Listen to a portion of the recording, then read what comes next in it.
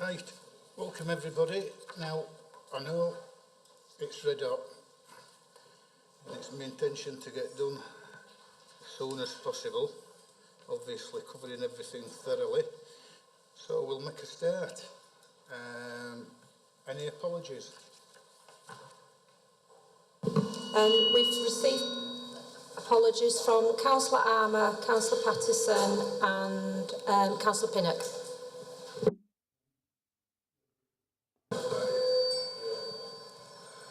I'm replacing Councillor Pinnock. Thank you, Chair. Chair, I'm substituting for Councillor Pattison. Right. Item 2, minutes of previous meeting. Can we pass those as a true record? Thank you.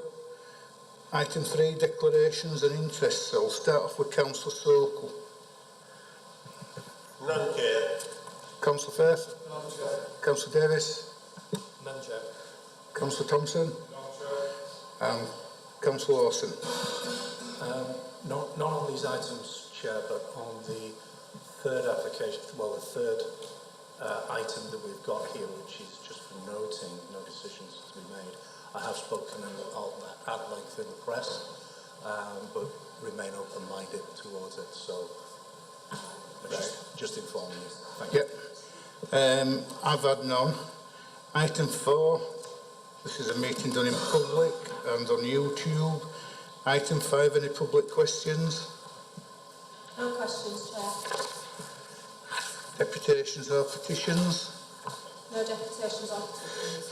Right, we did a kind of a site visit this morning, so much so we had a walk around the new proposals for the cultural heart of Huddersfield.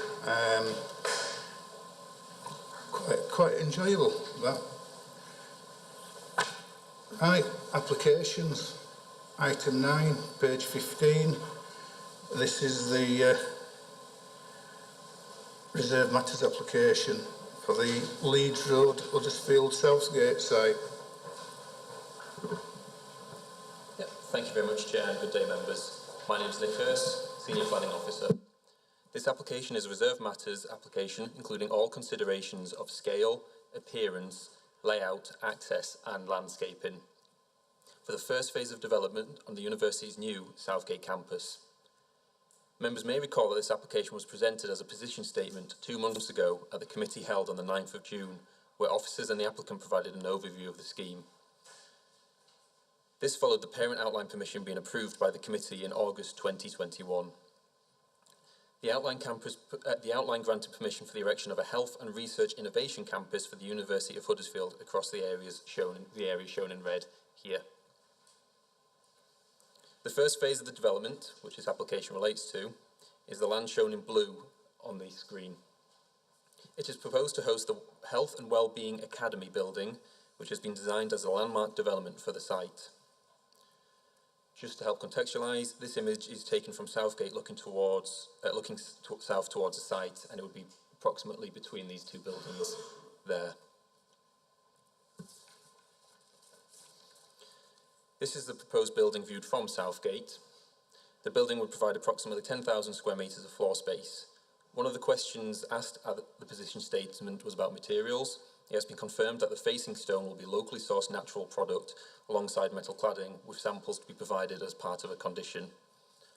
Officers consider the building to be of an exceptional design quality that would contribute to the character of the area. This is giving due regard to the building being adjacent to the Huddersfield Town Centre Conservation Area and various listed buildings.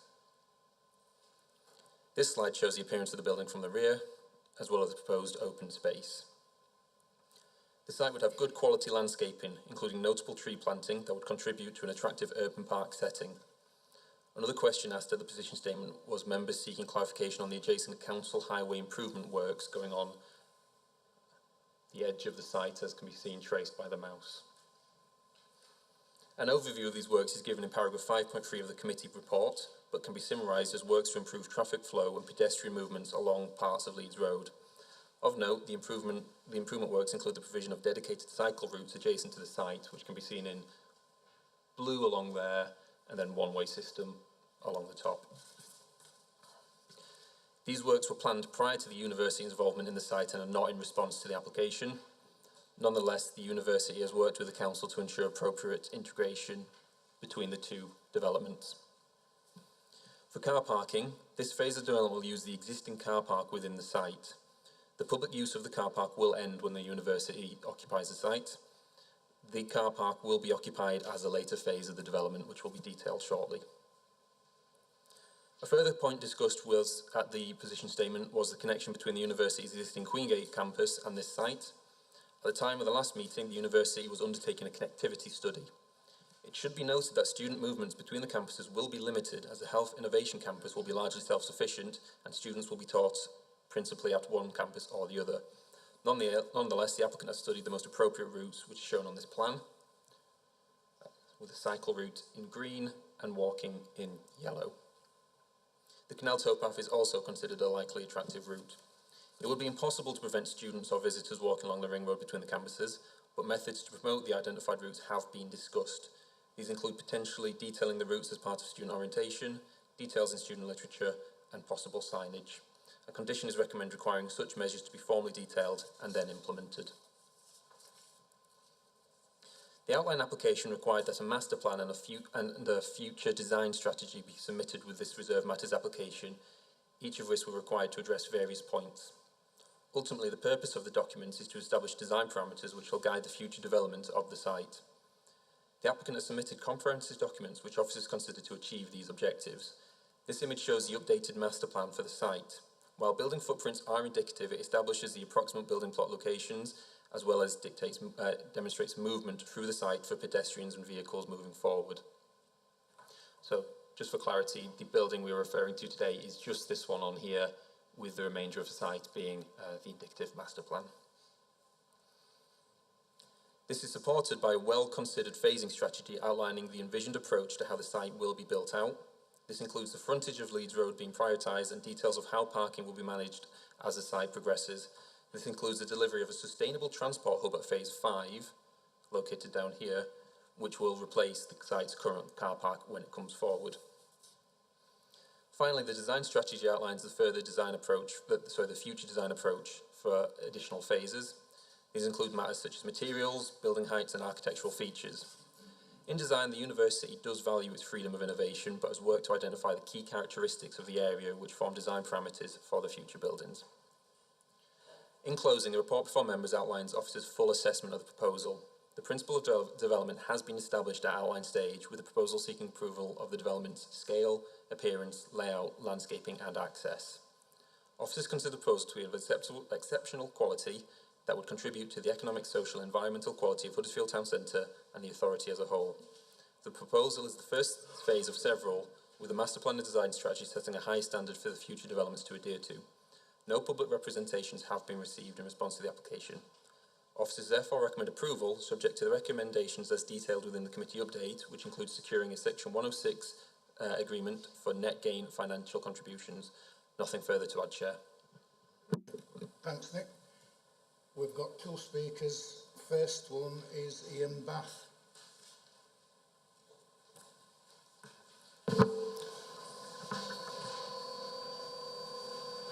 I think, actually, I'm the only speaker. Chair, good afternoon. Members, it gives me great pleasure to speak in support of this hugely significant project, both for the university and Huddersfield.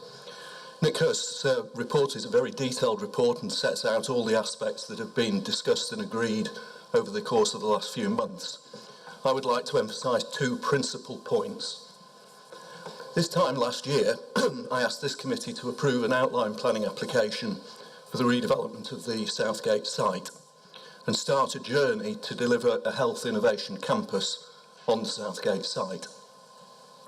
Today marks the second step of that journey with your consideration of this reserved matters application for a new university health building. The design quality and the prominence of this first phase building continues the university's commitment to delivering enhanced facilities and major investment in the town.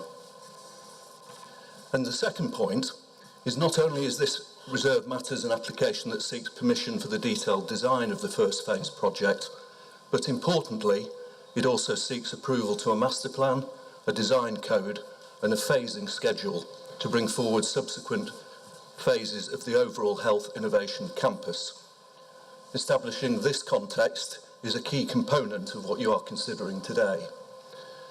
I would ask you to please support the Officer's recommendation to grant planning permission for this reserved matters application and allow the journey to move forward with this important first phase. Thank you very much.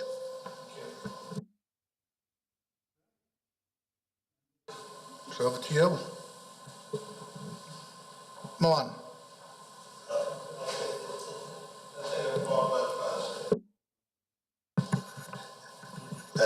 Very quickly, I want to ask the question about parking at the university. I know at this first stage, university doesn't need any parking space because there is a already parking 159 on Pine Street. Yes, they will cover it. But I just want to know on the master plan how many cars are or will be on the campus when the campus will be completed. My second query, my concern about the walking and cycling between two current university and the new university. I know that they propose it to use Queen Street, Lord Street, Northumberland Street, and other. But I got concerned. I think the student would like to walk on the ring road, straight on between two universities. Yeah. Do we have any plan to improve that ring road or main road if the student mainly walk over there, because at the moment it's not much safe to walking on there. Thank you.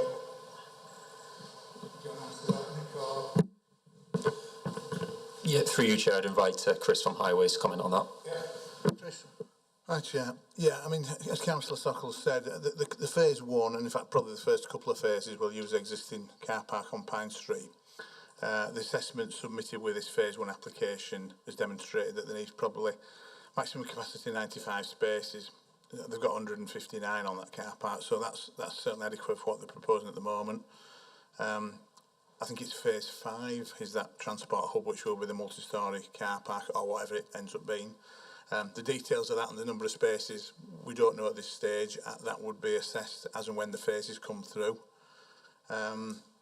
Regarding the walking routes between the existing campus and the new campus, I mean, at the end of the day, we've identified the university have identified what would be some suitable walking routes through the town centre, the most direct routes through the town centre. Obviously, people will choose whatever route they want. There is no way dictating where somebody will walk. But we have identified that a 10-minute walk between the campuses on a safe route is available through the town centre. They may choose to walk around the ring road. There are footways on both sides around the ring road. It's not as pleasant to walk, but some people may choose to do it. We've nearly no control over what route people take, other than identifying that there is a safe and fairly attractive route through the town centre. Thank you, Chairman. Otherwise, I think I welcome the scheme. It's a well-designed building. Yeah, I'm no problem to go along with the officer recommendation. Thank you. Yep, thanks, Chair. Absolutely, as Councillor Sokol said, fully support this scheme. I think just one thing I want to pick up, which I'm extremely happy with, is now the detail we have on the climate change actions that can be put in place. I think that there's a real opportunity here for this building, the university, to be an exemplar for what we do within Huddersfield. It's very impressive. I look forward to seeing this put into action. And as I say, I think lessons and actions from this being used as an exemplar elsewhere. So certainly I back up Councillor Sokol in terms of supporting Officer's recommendation.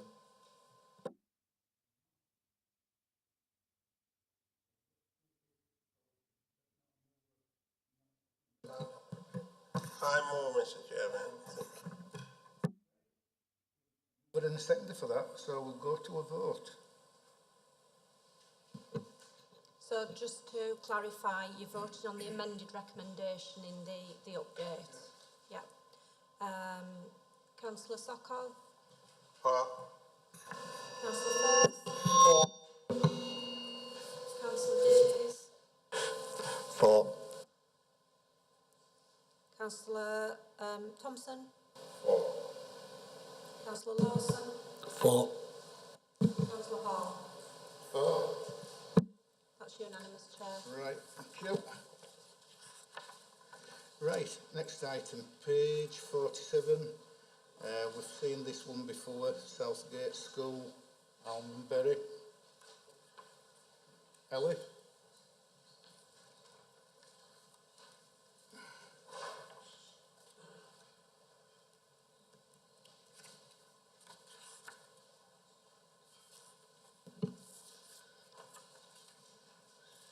Thank you, Chair. Good afternoon, members. Ellie Worth, Case Officer for this application.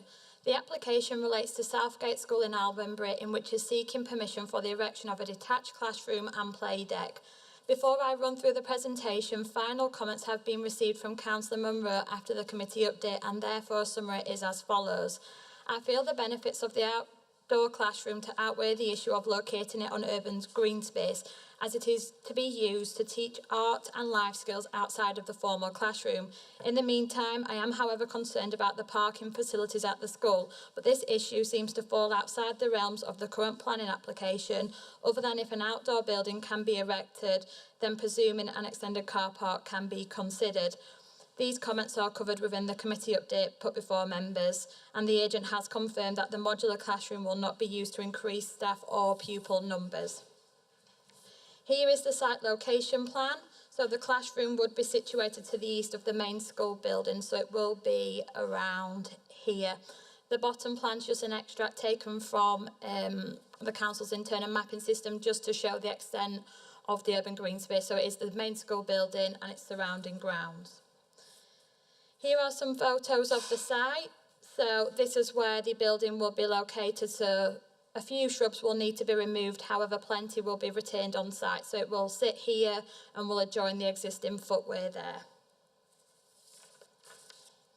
Here is an aerial and a street view, just to show that the building will be well concealed within the site. So like I said before, it will be situated here, and then on the aerial it will be there, so it'll have no impact on the current playing fields.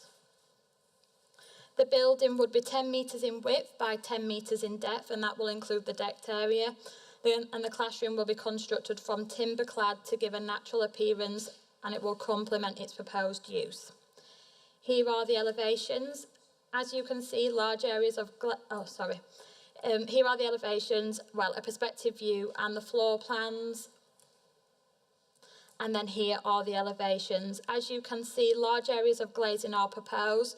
This is in order to enhance its stated use and aid passive solar gain.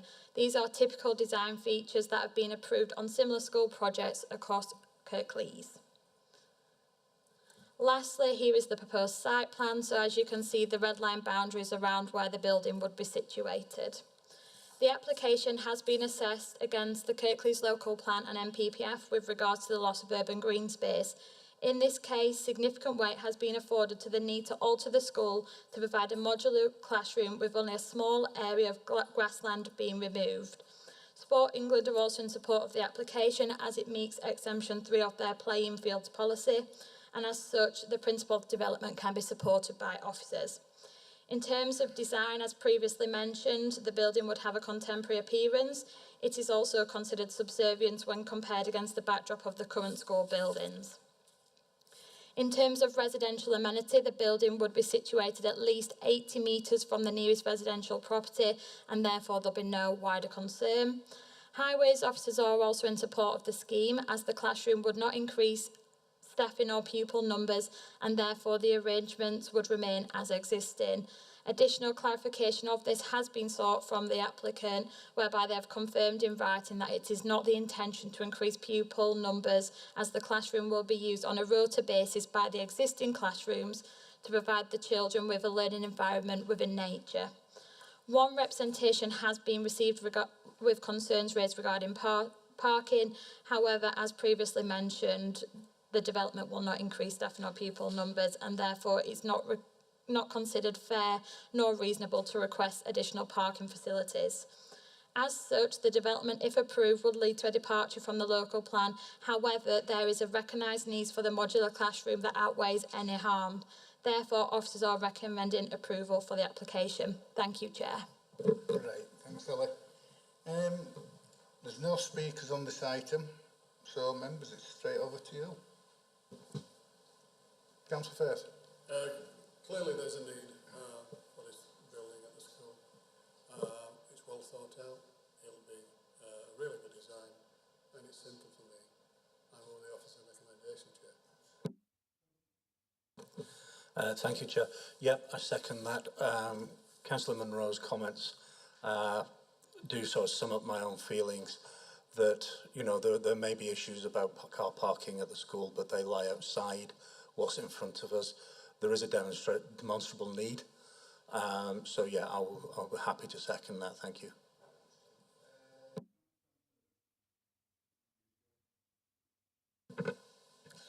Just a question on building materials.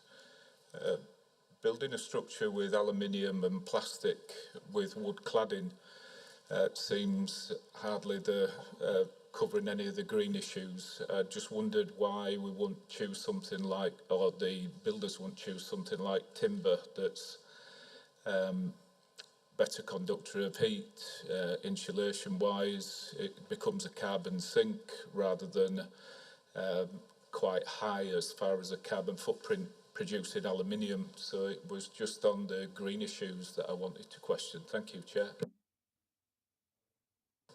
Through you, Chair. So, yeah, just in terms of materials, they are proposing an external timber clad, so that is somewhat considered to be natural in itself, and it will weather and soften.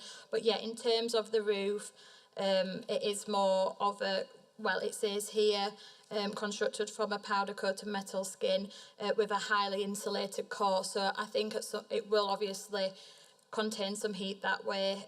But yeah, in terms of its proposed use, we consider timber to be quite a natural material, and it will fit into kind of the surroundings and where the building will be located. Thank you, Chair.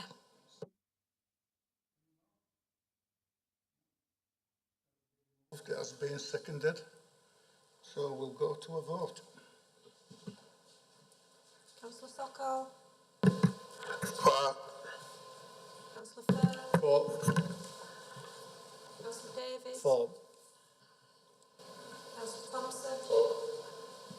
Councillor Lawson. For. Councillor Hall. For. Unanimous, Chair. Yep. Right.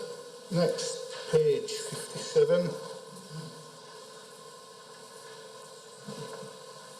David, are you doing it? Yeah. Thank you, Chair. I'm David Wordsworth, Team Leader for Major and Minerals Applications at the Council and the Planning Service. I'm not doing a presentation today. We'll leave that to the applicant team headed by Pegasus Planning. But what I will do, Chair, members, is just outline the reasons why a pre-application is being considered today. This is would be a major planning application that's likely to be submitted for a mixed-use development at Queensgate Market, Huddersfield Library and Piazza, the shopping centre in Huddersfield. The forthcoming major application would be brought to Strategic Committee for determination, given the size of the site and the amount of the development proposed. In summary, the reasons why the pre-app would be presented in terms of the protocol would be keeping councils better informed on major applications and helping them to learn more about emerging proposals, engaging members on issues to be dealt with in a formal submission, taking account of emerging or existing community concerns at a formative stage, obtaining initial member guidance through officer negotiations on major applications, identifying issues to be dealt with in any further submissions, and reinforcing councillors' roles in their communities. So there will be no decision made today. It's for members to know the content. Thank you, Chair. Right. We've got 6 people, including one to answer questions about the development. And we've got Councillor Gregg. So what I'll do is bring Councillor Gregg in first, and you have 5 minutes. It's not compulsory. Thank you, Chair, and I appreciate the opportunity to speak very briefly today. I will keep it as brief as possible. I appreciate this is a pre-planning application for the proposed development known as the Cultural Heart. And like so many of us here, I'm very passionate about Huddersfield, its proud history, its future and its regeneration. And as such, I just wanted to share some of my thoughts and comments on 2 key issues which also many people have raised with me. Those being number 1, the number of car parking spaces, and number 2, access to the new car park. The now demolished Market Hall car park, or Queensgate car park as some people know it, opened in 1970 with 588 spaces. And this previous car park served the town extremely well for many years until it was demolished. The new plans show that the proposal is to build a new car park under the live entertainment venue, and I understand from page 59 of today's report that the Highways Authority analysis shows that there will be 240 spaces short of what is needed at peak times under the current plans. And they also recommend that the Huddersfield Town Centre parking strategy is reviewed. I want to make it clear the last thing I'm trying to do today is slow down the process of getting our town regenerated, but it is clearly the responsibility of the council to provide an adequate number of car parking spaces for those both working and visiting the town centre. As such, I would like to invite the committee to consider and make recommendations throughout this process to ensure that an adequate number of car parking spaces are provided for those working and visiting the town.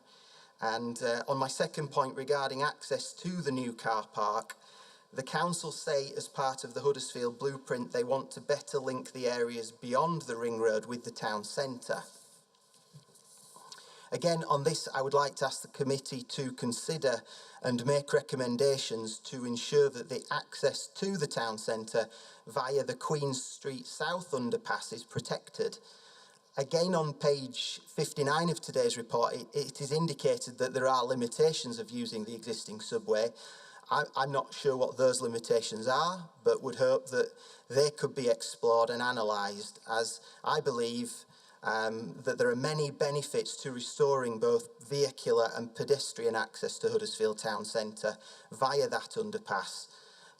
Those benefits such as reducing the ring road congestion and the benefits that would bring to our environmental ambitions, and of course to make it easier for those travelling from the southeast of Huddersfield to access the new car park, as well as helping vulnerable users avoid crossing the ring road from above. In summary, I would like to invite the committee to consider and make recommendations to ensure that both adequate number of car parking is provided and also to ensure that those vital links to the town centre, such as that Queen Street underpass, is restored. I appreciate your time today, and thank you for being able to share my comments. Right. We've got George Wilson, Rebecca Grace, Javid Hussain, David Glover for questions, Darren Hodgson, Chris Calvert. So what we're going to do is give you 20 minutes to do your presentation, and then after that we'll ask you any questions that we're not sure about. So take it away, you've got 20 minutes. Just before George starts his presentation, it might be helpful that the consultant team just introduce themselves so you know who's here. My name is Rebecca Grace. I'm part of Pegasus Planning Group, who will be preparing the planning and listed building consent applications. Okay, George? Hi all, I'm George Wilson from Field and Clay Bradley Studios. I'm a partner there. I'm part of the architectural team working on the project, and I'll talk you through proposals shortly. Darren? Hi, I'm Darren Hodgson, Senior Project Manager for Turner Townsend on the Cultural Heart programme. David? Hello, I'm the Council's lead on the Cultural Heart project, the Senior Responsible Officer. Javed? And Javed Hussain, House and Transportation Consultant. And Chris Calvert on Teams? Good afternoon, Chris Calvert from Pegasus. I'm Exec Planning Director, been advising the Council for some time now. Looking forward to hearing your comments. It's worth noting as well that many of the consultant team who are here today are Kirklees residents, so it's nice to be local and work on a local project. Over to George. Yeah, thanks very much. It's good to be here and meet you all. So we are, I guess, halfway through RIBA Stage 3. For those who know what that means, we're probably a couple of months away from being ready to submit a planning application. This is the Cultural Heart project. You've done your walk around earlier today, so you know the site well. But it's part of the wider Huddersfield Blueprint, which is a 10-year plan to regenerate the town centre. And this particular project is a bit of a flagship project within that, where we'll be creating designated family-friendly areas, lots of green space within the town centre, but also live music venue, a museum, art gallery, food hall, library, and the park space that I've just mentioned. And that will attract more people into the town centre to see and visit cultural uses. So this is an aerial view of the site. It's about 3.2 hectares in size. We're sitting in number 5 currently, the town hall. You did your walk around earlier. It extends from King Street in the northern side down to Queensgate on the southern side, and is kind of edged by that ring road near the university site. And on the site currently there is the Queensgate Market building, known as, shown as number 1 here, that I'm circling with my cursor. And there's also the existing library and gallery building as well. To the north, we've got the Piazza Shopping Centre and the kind of crescent of retail accommodation. We're proposing to primarily remove that element and a little bit of the Queensgate Market that I'm showing here as part of our proposals. And then along Queen Street, where currently we've got fairly inhospitable wall and tunnel access to a series of subterranean tunnels that run under the site and come out at the other end here. There are currently 3 entry-exit points to those tunnels, one on Queen Street, one where Queensgate and Queen Street come together, and another further south on Queensgate. And those tunnels, they're accessed at grade on this side of the site, but they are subterranean from the western side of the site because there's approximately a kind of 6 to 7 metre level change. And at the very southern bit of the site, there's a multi-storey car park now demolished that was referenced earlier, and a few significant buildings just outside of the site. Of course, the one we're in, currently the Town Hall, but also the Lawrence Batley Theatre, number 6, and St Paul's Hall, number 7. And in terms of the heritage context, you can see the site banded in red here. We've got Queensgate Market Hall, which is Grade 2 listed, built in the 1970s, and the existing library and art gallery, 1930s building, also Grade 2 listed. There are a number of listed buildings just outside of the site, and you can see here there's a kind of horseshoe of conservation area that surrounds the site, which kind of steps slightly further away on the northern side and doesn't exist on the southern side. So you can see it's a heritage-sensitive context. In terms of what the scheme is providing, there's a new library building, nearly 5,000 square metres that we're proposing, within which there'll be general lending library, children's library, maker spaces. There'll be some space for the West Yorkshire Archive within there, and an event space at the top of the building that is a kind of community use and open for other services within Kirklees to hire.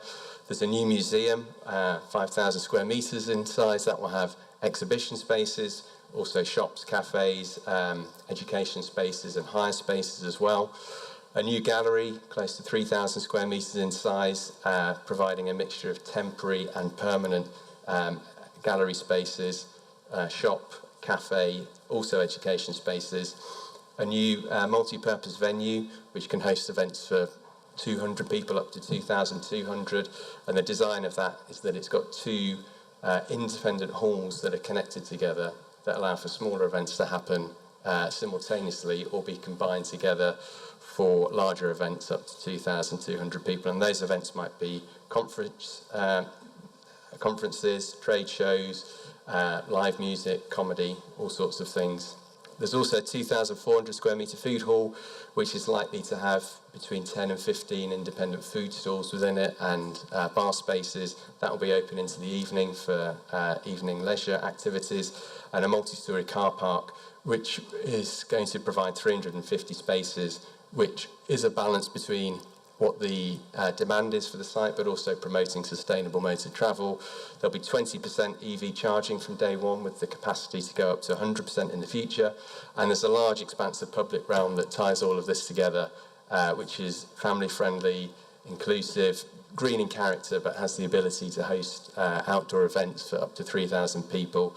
There's a few bits of site-wide accommodation, mostly within the underground tunnels, about 500 square metres, and in total, there's about 36,000 square metres of accommodation here, not including some of the tunnel routes, but about a quarter of the accommodation is within existing fabric. In terms of our master plan approach and key principles, obviously we're recognising the quality of the heritage assets. We want to create some very strong permeable routes through the site, pedestrianised permeable routes. So we want to reinstate Ramsden Street running east-west through the site, which is actually up and down on this page. We also are looking at opening up, again, Princess Street across here at the southern end, and having pedestrian connections across the site from Victoria Lane down to the Lawrence Batley Theatre. And we're looking at improved north-south connections through the site as well, pedestrian through existing buildings to help deal with some of the severance that's created by some of the building locations currently. Part of our proposal and kind of heritage response, certainly on Queensgate Mark, is about removing some of the lesser significant areas of fabric as we see it, to create a new civic bit of public realm outside the market space. So that's a kind of partial removal of the existing fabric there. And that will create a new setting for the town hall, but also the existing library building. And opening up the public realm to the north as well will start to bring in kind of psychologically other cultural and heritage assets that sit outside of our site, such as Lawrence Batley, St Paul's Hall, into this overall sense of a cultural heart. In terms of new build elements, we've got a new build proposal on Queen Street, where we're looking at a very positive, active frontage on that level, so that will be views into gallery spaces and an entrance into a gallery at that level, so creating activity and animation there. It's a building that's over a couple of stories, and so there's a higher level series of entrances and galleries on the park side.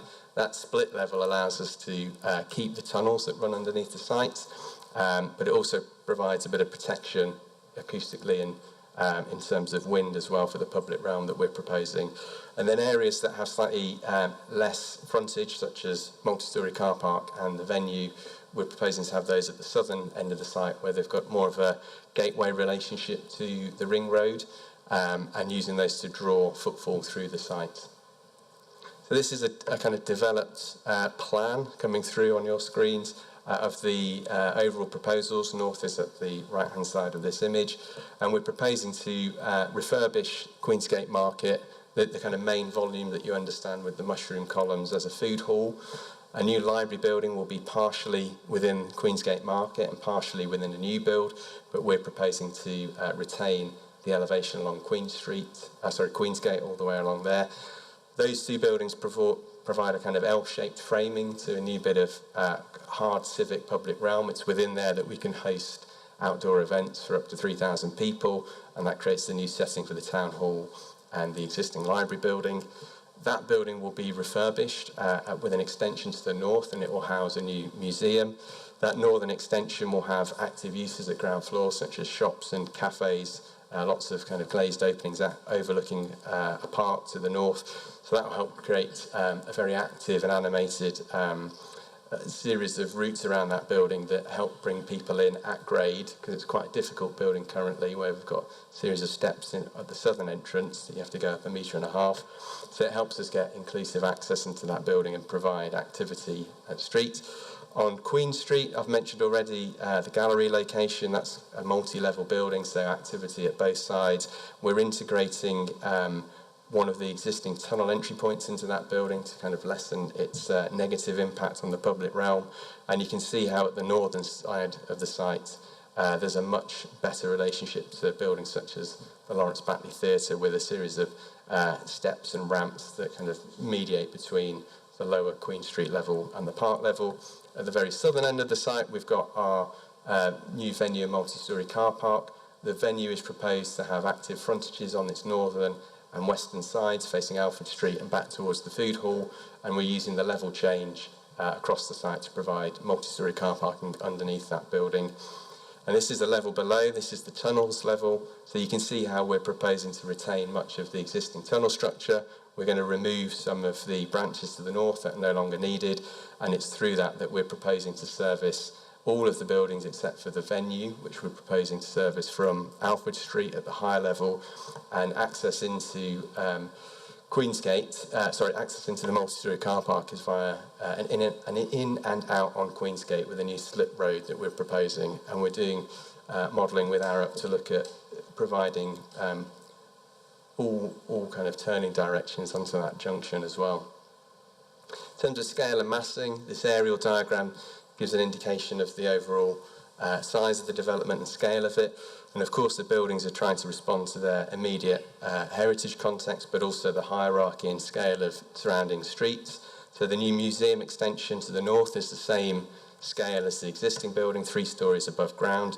The gallery building, which is 2 stories on Queen Street where it comes to the street edge, it steps back around one of the retained trees on Queen Street, and it goes up to 3 stories at that point.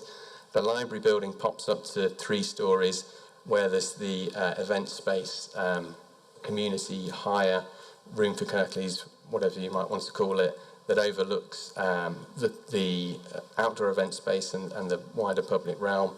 That building then steps back down to tie into the existing market volume, which you can read through the what we call the mushroom columns of the roof. So the library is partly within that. The food hall is a 2-story volume within that main market space.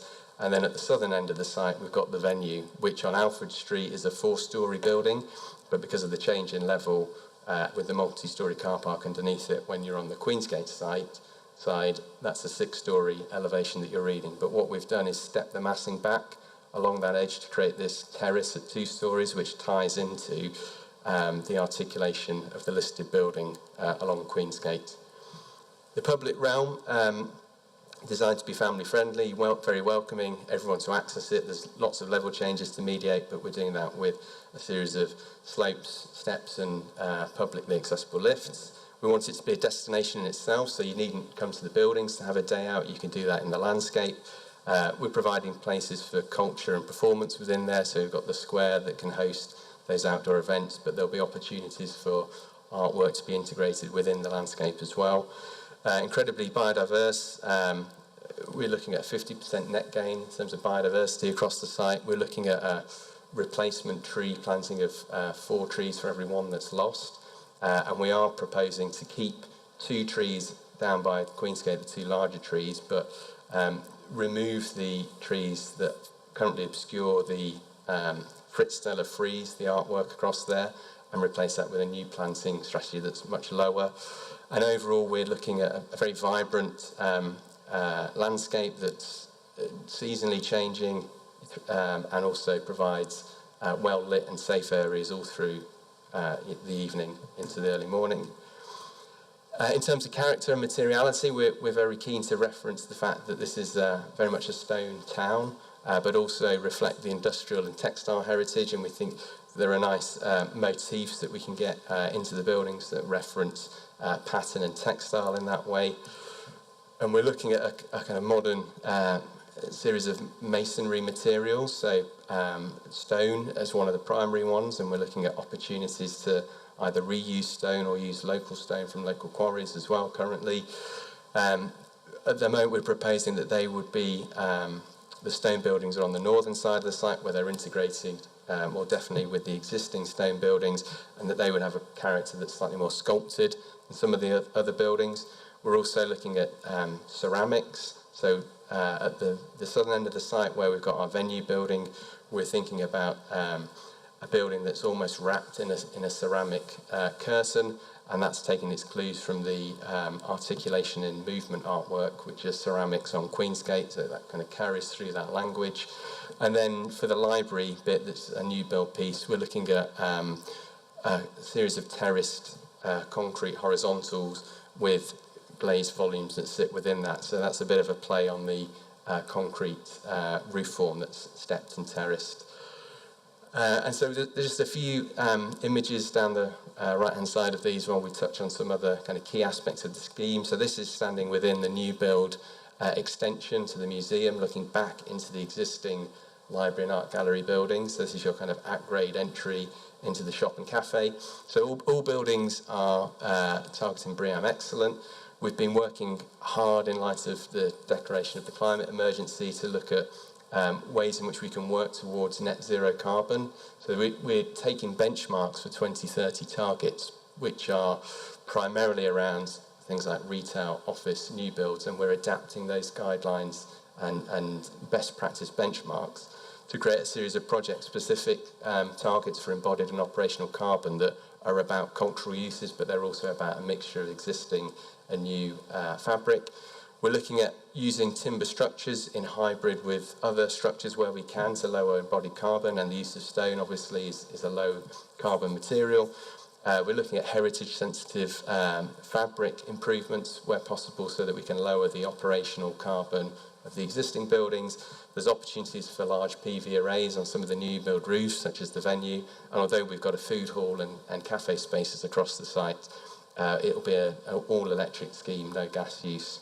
I'll just keep going through because of time, so I'll miss a few. Transport highways, I've talked about this a little bit already. This is a view standing where Queen Street and Queensgate come together, looking back at those ceramic frieze artworks. You've got the retained tree that we're proposing here and a lower level series of planting spaces and some of the library terraced boxes that I just mentioned. This is the much larger aperture that we're creating between the site and the university. So we've got a wide staircase there with areas that people can sit, but also a publicly accessible lift.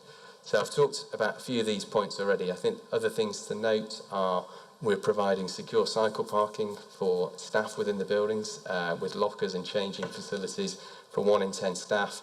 We're also providing visitor parking in line with BREEAM requirements, which will be more than 100 spaces in the landscape. Buses will continue to be able to travel around the site, and taxi and accessible parking will be integrated along Queen Street with potential for more on Peel Street and Alfred Street. This is a view coming through from within the food hall, the new food hall building, which is within the Queensgate Market building, looking east towards the library in the distance. And on the left-hand side, which you can't quite see, you would have the new, harder, more civic bit of public realm where outdoor events can take place. But we're providing level access to all areas of buildings, including the existing fabric. We're using slopes rather than ramps where we can, where we're having to use steps. As I mentioned, there's a 7-metre level change across the site. Where we are having to use them, there are areas of rest where people can sit and stop if they're finding that difficult. And we have a publicly accessible lift between the main reinstatement of Ramsden Street as well, east-west across the site. So there'll be spaces across the public realm and buildings for all abilities and user types, a wide variety of different WC types with different orientations in all buildings, including changing places rooms, and these will be in the public buildings. The toilets will be publicly accessible and in a very clear location, so you don't feel that you have to, say, go and see an exhibition to use the toilet. There'll also be breastfeeding and separate baby change facilities provided across the development, alongside faith rooms, sensory rooms, calm rooms, and overall it's going to be a very safe, well-lit, well-overlooked, secure design. In terms of engagement, we've obviously been meeting with heritage stakeholders, parks and open spaces, Kirklees highways teams, inclusion and diversity hub, but we've also had a phase 1 public consultation which happened, I think, in April. And we had about 4,000, close to 4,000 people visit the consultation website during that period. There's a virtual exhibition on that website that 1,000 people visited. 200 people came in person to the actual event that was hosted down by the piazza, and 450 people gave us feedback, the majority of which was positive and supportive, and key themes came through around safety, accessibility and inclusivity, the quality of the play space, the use of water features within the public realm, making the most of the heritage assets and creating a character and palette of materials that reflects the local area. And all of those things have filtered through into the designs that we've been developing, and there's a phase 2 that launches on Monday as well. Last slide. So this is just a view from Queensgate looking back towards the new venue building. This is our kind of draped curtain in ceramic that we're developing with Queensgate Market next to it. And I'll just hand over to Rebecca to talk about the planning application plan and content.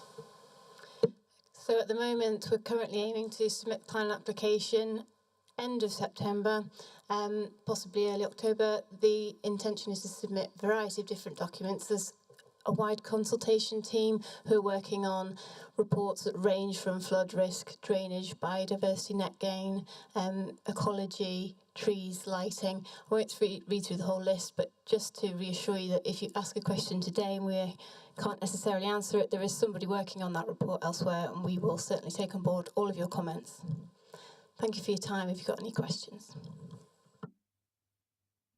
Right, members, any questions? Eric? May I, Chair? In the public open space, we can have the event space. Do you have thought about pop-up electrics? Because the last thing we need in plonking in that technical term, plonking, is generators. So in certain areas of the electrics sunk into the floor when you want to use them for an event, but they come. Have you thought about that? George, to answer?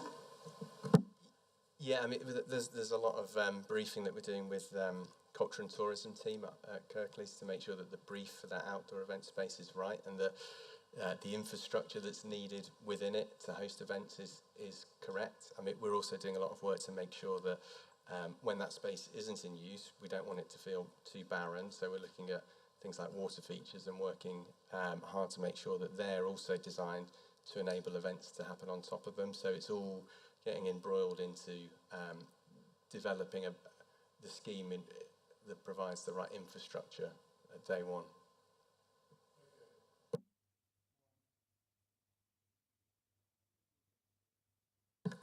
Thank you, Chair. Chair, I think perhaps I'm the oldest member of this planning committee here, sitting here. And for the last over 55 years, I'm going to see second time some of the town center are pulling down, especially on the where the Boots Chemist and old British Home Store used to be. Used to be a old Victoria Market Hall, where I can remember in 1969 I bought a pushchair when my son was born. So I'm still feeling that war. However, the Kirklees Council got a very ambitious plan. 250, 210 million we're going to spend it to improve the area, and I hope this one will be a last one. Yeah, to see the future generation will look into the beautiful town center with the modern building. One question I just want to know, is going on in my mind, Chair. When this scheme going, I know it's still applicable, we are not making any decision today, still application coming up again. When they got the planning permission granted, which end they going to start the building work? Thank you. David Lovell, answer that. The plan would be, to start the whole site at the same time and finish at the same time. The building programme will be only approximately 24 months. We hope to be able to let the building contracts at the end of next year, and so basically it would all be delivered at the same time, but roughly only 3.5 years from now, if we can stick to the programme that we're working to. Can I ask again, Chair? Don't you think we need a car parking, multi-story car parking first before we start the other building work? Thank you.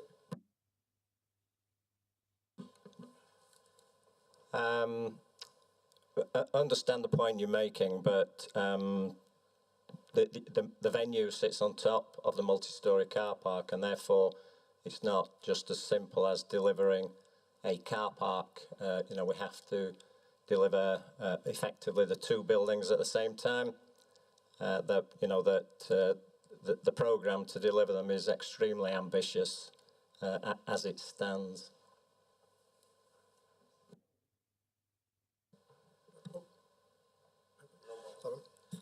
Thanks, Chair. Along with Councillor Firth, of course, we're members of the Cabinet, so I suppose we should declare an interest in that. We are absolutely involved in this, particularly myself and Councillor Firth, and are briefed on this on a regular basis. And for us as an administration, this is a hugely exciting opportunity to put something in place which helps secure a vibrant future for the town. A key issue for that is all about this dwell time and attracting people into the town. And I think quite often people raise the issue about cultural activities and cultural buildings, whether that makes a difference in terms of the economy. And that clearly is the main intention of this. It's not just to create shiny buildings and a flagship site. It's to actually bring people in, bring families in, and create that dwell time where they spend time around that centre, and hopefully as well, obviously spend money and give the town economic gain through that. So I believe from what we've seen, and I'm sure what will be developed going forward in terms of some of the more details, we've got that. The other thing is, this certainly is about giving confidence to our citizens in Kirklees in an extremely difficult period going forward. And in addition to that, giving confidence to private investors to start looking at Huddersfield as the place to come to put their money in to the town and to the surrounding areas. And again, I think this is crucial in terms of those areas as well. So certainly, as a cabinet and as an individual, we absolutely support this. I think that the team we've got is excellent, and as you can see from what's been discussed today, there's some really good plans in terms of what we're going to do and how we're going to mix the site. I'm sure there will be some changes and some finessing as we go through. It would be strange if that wasn't the case, and actually, I would be probably a little bit worried if there wasn't some finessing as well. But I think overall, again, thanks for the presentation. Look forward to this moving forward, and certainly as cabinet members, we will be ensuring that we drive this forward along with the consultants that are working with us. Thanks. Thanks, Paul. Mark, and then I've got John. Thank you, Chair. It's been said a couple of times now, a reference to increasing footfall into the town, attracting people in with the cultural centre, which is admirable. Just wondered why then we're going to end up with less parking spaces with this new cultural centre than we have had in the past, and expect more footfall. Plus, with the additional venue and with the existing theatre venues, etc., that we are going to be down some hundreds of parking spaces to accommodate for these people. And going back in history, I remember in 1977 the Sex Pistols venue being in Huddersfield Town Centre, but I even remember then there being enough parking spaces to accommodate for that. So it was just a question on what the thinking was behind less spaces but wanting more people. Thank you, Chair. Thank you, Councillor Thompson. I'm going to hand that question over to Javed, who's in our highways team. Good afternoon, Chair and members. To try to probably address this, capturing some of the comments that have been made by other members and the Councillor Candy earlier, the existing car park, or the former car park that was there, was about 580 spaces. It was an existing car park, and if you remember using it or being near it at the time, the top 2 decks of those recently were then out of commission because of structural deformities and other reasons. So actually the car park, the capacity of the car park prior to demolition in use was about 450 spaces. Now what we're looking at is something around the 350 mark, and that is a balance between what the development needs to serve all the uses that are coming forward for that, plus also some thinking and some previous studies that were undertaken by Kirklees Council around other car parks around the city centre, how they are being used, how they're likely to be used in a longer term view around development and activities around the city centre. So what the 350 spaces focuses on is largely the daytime activity that's going to be delivered by this scheme, the evening activities that could come along, and you know, we're looking at some of the performance venues, you know, requiring about 300-400 spaces, potentially 500 spaces, but that's balanced off against some of the other car parks that in the evening does have capacities, and we have done a survey around some of those car parks to look at what capacity is available and what is likely to be available in the future.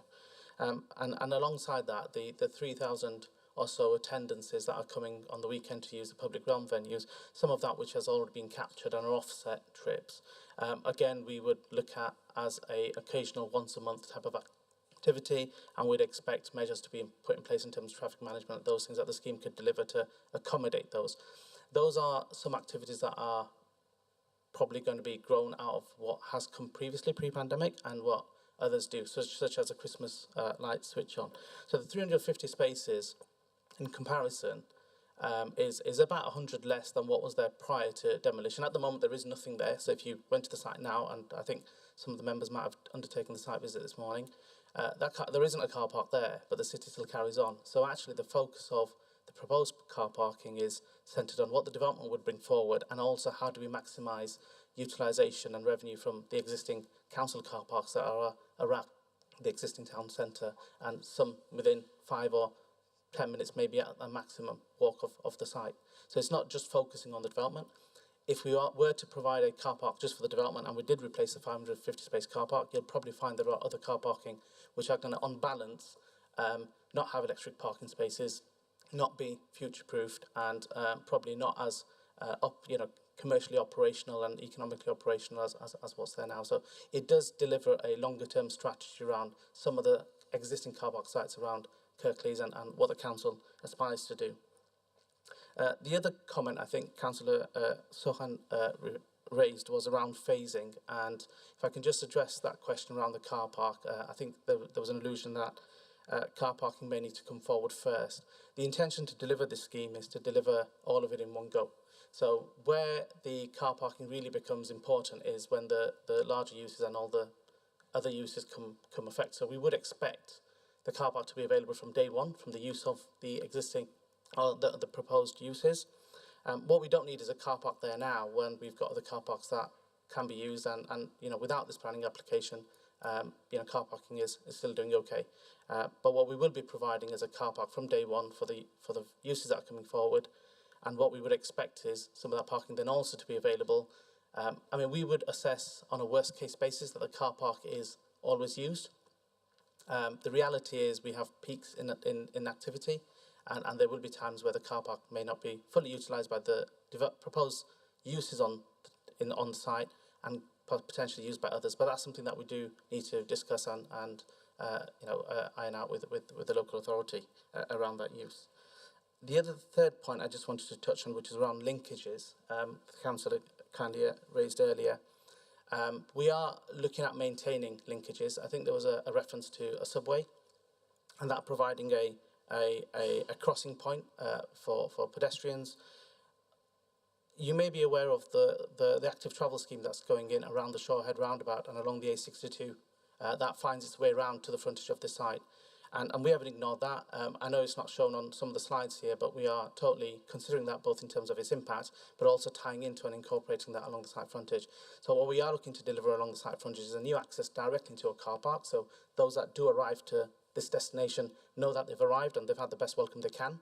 And secondly, in incorporating that site access, we are also looking to provide a Toucan Crossing, so for both pedestrians and cyclists, and a secondary route that will be maintained between Alfred Street and Queen Street South. So that connection between the town centre, or the core of the town centre, and the university is also maintained as well. So I hope those 3 points would help to allay your fears, and if there are any further questions on those, I'm quite happy to say and answer. Thank you. Chris? Sorry, could I just add a supplementary point, please? I think also that we, the council, have to recall that we declared a climate emergency, and so the use of the car we then have to balance with promoting public transport, which the Cultural Heart, as has been touched on before, we'll have a lot of easy access by bus and a sort of 7-minute walk from the train station and bus stations. So it is a fine balance, but we believe that we have very, very carefully considered the car parking numbers and what's required. Thank you, Chair. Yeah, if I could just add a little bit on car parking, obviously it's something that quite a few people seem to be raising as a potential issue. I mean, obviously we've been in discussions with the applicant team to scope out the transport assessment, and parking is important. It's important that we get the right level and convenient parking. I think some of the notes in the report's being said that when the sort of worst case scenario, there will be periods when the uses in the venue require more than 350 spaces. When there's a big event on, say, 2,000, there's a big music event or something like that. For most day-to-day uses, the 350 will be adequate. But there will be occasions at peak times when it isn't, and it's estimated it could be potentially 550 spaces. And we've asked, as part of the assessment that will come in as part of the application, we've asked the applicants to look at capacity within the town centre. We need to be comfortable that we have adequate, convenient parking available. And I think it's going to be a case of, when these events are, it's going to be about event management, advising people coming on the routes there, advising to where the convenient spaces are available, so they're not trailing to car parks that are full, and then having to turn around and they're just left rudderless to find their own spot. So I think it's all about managing these events where there is going to be an over capacity of the 350, managing people visiting to convenient parking within convenient walking distance to the venue, and we're comfortable there's sufficient capacity within the town centre. We're asking the applicants to look at that and find where the spaces are available and how people can be directed to these spaces when there are large events on, so they can then walk or whatever from these events. Obviously, there is, moving forward, there is this push to try to reduce car travel and encourage sustainable modes. But we are conscious that for an event to be successful, it will have to provide an appropriate level of parking, and that's what we're aiming for this to do. Thanks, Chair. Thank you, Chair. I've got a list of things here, so I'm just going to put them out there because we're being recorded and we'll pick them up later. First of all is the maintenance issue.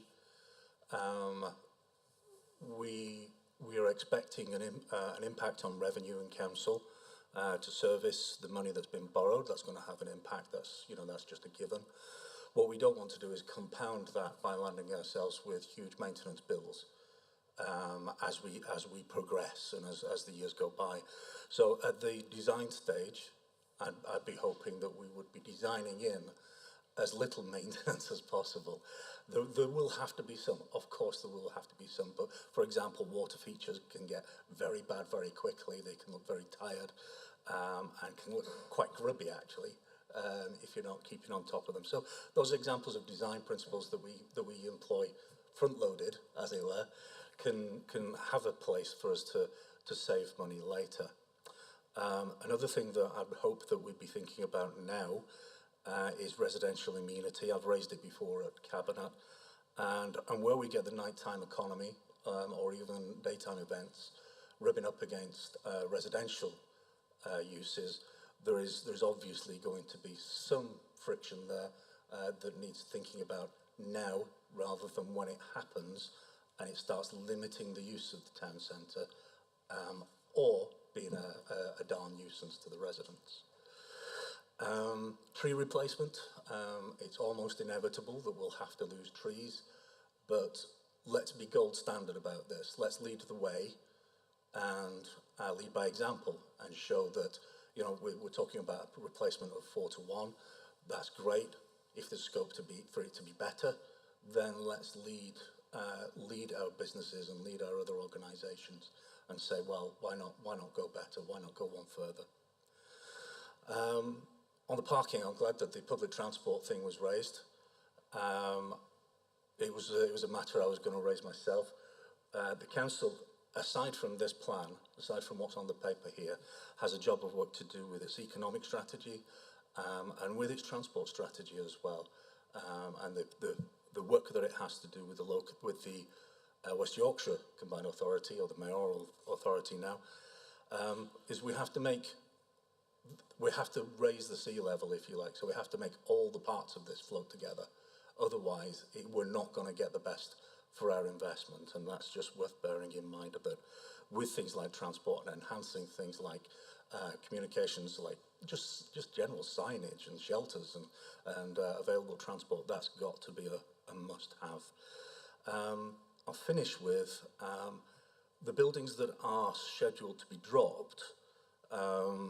Absolutely necessary for the vision to be completed.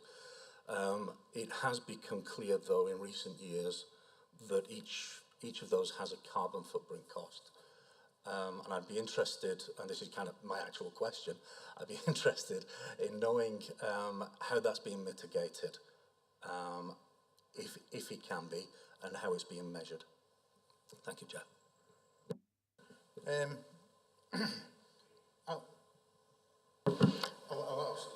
I'll ask my question, because if I don't ask it now, I might forget. When we had us walk down this morning, one of the things that one or two of us mentioned were noise from the venue, the indoor venue area. Now, when you look across from the indoor venue area, you've got a car park. Straight after that car park, you've got the old co-op building, which it's been converted into flats.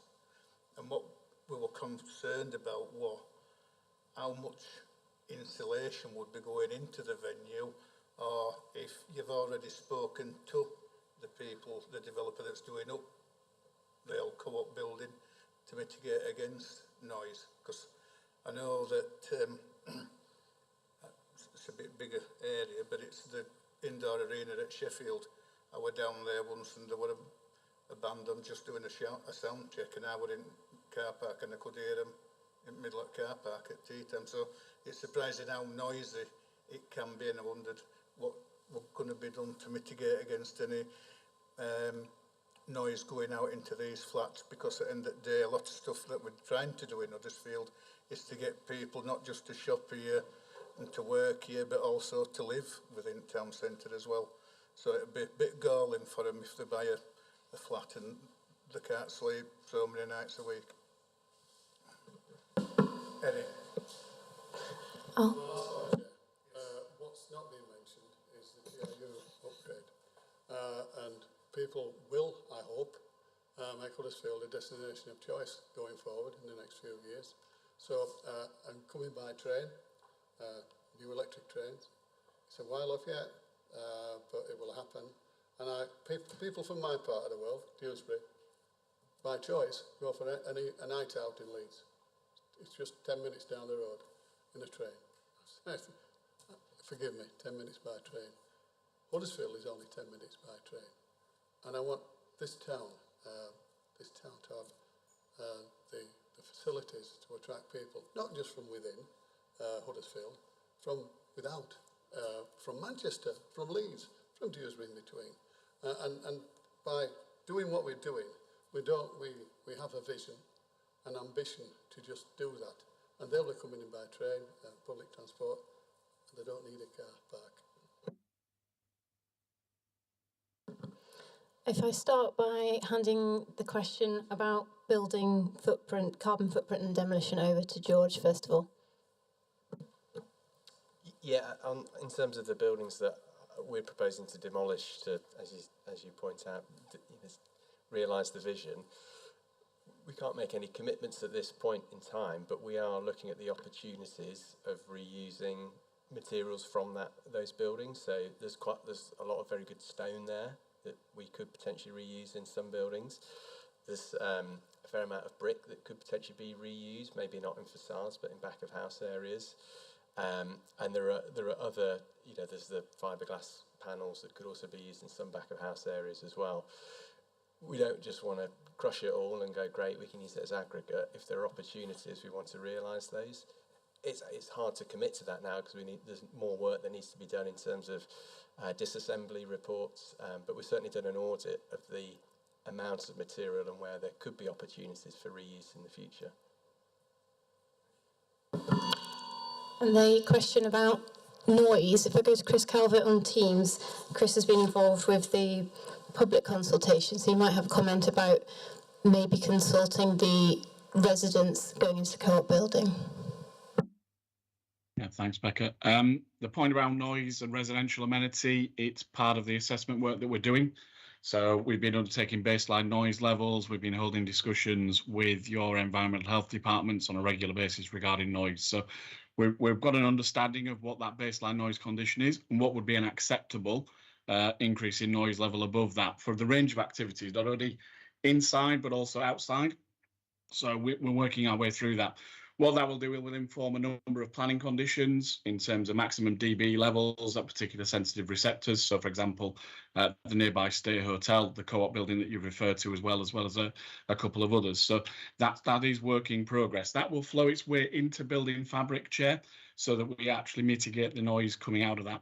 I'm aware of noise from Sheffield Arena, very, very different building.